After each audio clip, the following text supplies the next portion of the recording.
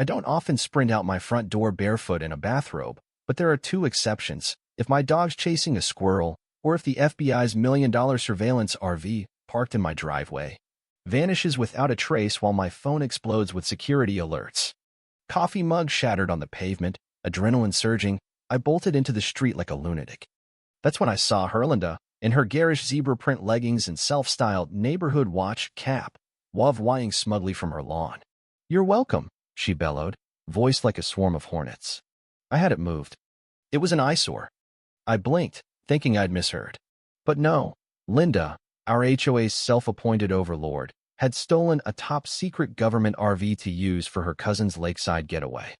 She had no clue she'd just hijacked an FBI command center for a boozy girls trip. It started that morning when I woke to 7 missed alerts from the RV's onboard AI. At first, I figured a stray cat had tripped the motion sensor again, but the last message chilled me. Main door opened. Unauthorized access. Surveillance active. I pulled up the live feed and nearly dropped my phone. The cameras, meant for covert ops, showed empty driver's seats and flashing red lights. The RV was gone from my driveway. I raced outside to find Linda sipping a green smoothie, acting like she'd done me a favor. "You can't just take someone's RV." I snapped, heart pounding. "Where is it? Who gave you permission?" "Oh, relax," she scoffed. "It was cluttering the street. My cousin's HOA-ing a bachelorette weekend, and we needed space. It's at our Airbnb by the lake. You'll get it back Monday." I wanted to scream. That RV wasn't mine. It was on loan from the FBI, packed with classified tech and active surveillance files. I'm a contractor for special ops, not a weekend camper. This woman had commandeered it like it was a party tent. Worse, I had strict orders to keep it secure. Now it was at a lake house, surrounded by clueless bridesmaids dancing in a vault of encrypted data. I grabbed my phone to call the sheriff, but Linda strutted over, wavwaying a glittery blue clipboard. "Section 4 of our beautification clause states oversized vehicles can't stay in driveways over 72 hours, she declared, like it was law. "Your bus broke the rule. As acting HOA president, I had it relocated." "Relocated? You stole a federal asset," I growled. "You had no right." Linda smirked. "I have every right to keep this neighborhood safe from eyesores." That thing had antennas, blinking lights. My book club said it creeped them out. "Linda, it's got surveillance equipment. Listening devices, facial recognition, satellite trackers." "Well," then she shrugged, "it'll make the lake party even safer." I couldn't fathom her delusion. She turned a high-security event into a party lounge because it clashed with her HOA aesthetic. I called the police, trying not to yell, but when they arrived, Linda, in her HOA vest and tacky star-shaped brooch, spun her tail first. "He's unhinged," she told the officer. "That RV's community property until the board decides." I filed a report. She handed over a ridiculous document titled Neighborhood Nuisance RV, complete with smiley faces and a floral border. The cop, confused, called it a CIVIL issue and left. I was sweating bullets not from Linda's nonsense, but because I knew the FBI would roast me if I didn't report this. I raced home, triggered the red alert protocol, and called my handler. "Sir, we have a problem. The RV's been compromised." A long pause. "Explain." HOA nutcase had it towed to a lake house for her cousin's party. "She thinks it's a party bus." Another pause. "We're dispatching a team. Don't engage. We're locking down the feed and tracing it via satellite. If they access internal systems." I saw the feed. Someone pressed something, maybe the biometric scan. Then this isn't just recovery. It's an active breach. Outside, Linda was posing for photos by my empty driveway, captioning herself, "Community Champion." Her friend snapped pics as she waved her clipboard at passing cars, oblivious to the storm brewing. I sat on my porch, heart racing. Somewhere, a bachelorette party was taking selfies in an FBI command unit, inches from a safe full of encrypted drives. The lake house nestled among pines, water on 3 sides, with space for a bonfire, 2 inflatable unicorns, and now a stolen federal RV. Linda had parked it like a trophy in front of the cabin, angled for all to see. As dusk fell, her cousin and the bridal party squealed, snapping pics by the cool bus, asking if it had Wi-Fi.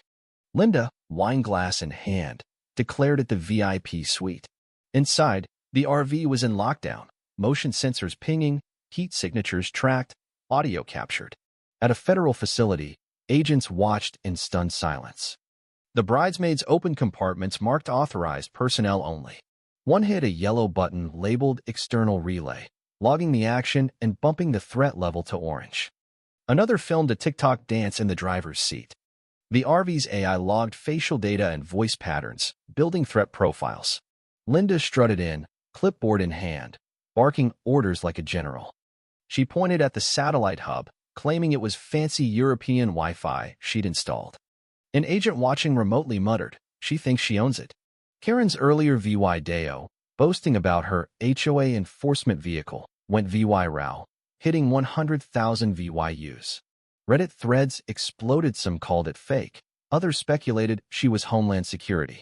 The FBI now faced a viral exposure, not just a breach. Back home, I paced, watching the feed in horror. Every button pressed made me flinch. Linda wasn't reckless, she was oblivious, treating a $1.5 million asset like a hotel cabana. My handler called. "We've got eyes on it." No engagement yet. Let them dig deeper. Every second in that RV stacks charges. At the lake, Linda played tour guide, pulling folders marked field ops from a cabinet for photo props. One held an encrypted device that pinged an alarm when dropped. Agents nearby escalated. They've accessed classified materials. A retrieval team moved into posing as utility workers, others scanning signals. Linda, clueless, set up a sign, HOA enforcement vehicle, VIP lounge. She filmed another video, ranting about parking rules, gesturing at the RV like it was her throne. Then she opened a drawer under the console, revealing a toaster-sized device with a biometric scanner. While waving her hand over it, she triggered a red access denied alert. The RV went into full lockdown. GPS activated, defenses online. Linda didn't notice, joining the girls at the fire pit. Inside, lights dimmed, systems prepped for retrieval. A knock came at my door, a man in a gray suit, no name.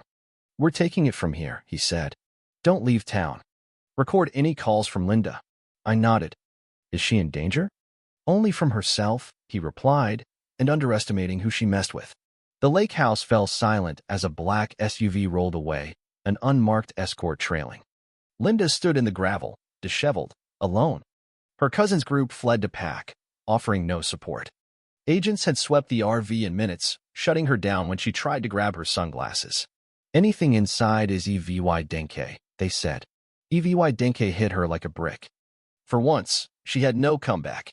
A flatbed with military plates hauled the RV away like a fallen giant. Linda watched, her power play now a federal humiliation. News spread fast. A clip of her calling herself Commander of Compliance aired locally, then nationally. Headlines screamed, "HOA woman mistakes FBI RV for party bus." Memes flooded the internet. Linda's face on spy posters, dubbed Agent Linda, HOA DVY. The HOA ousted her unanimously.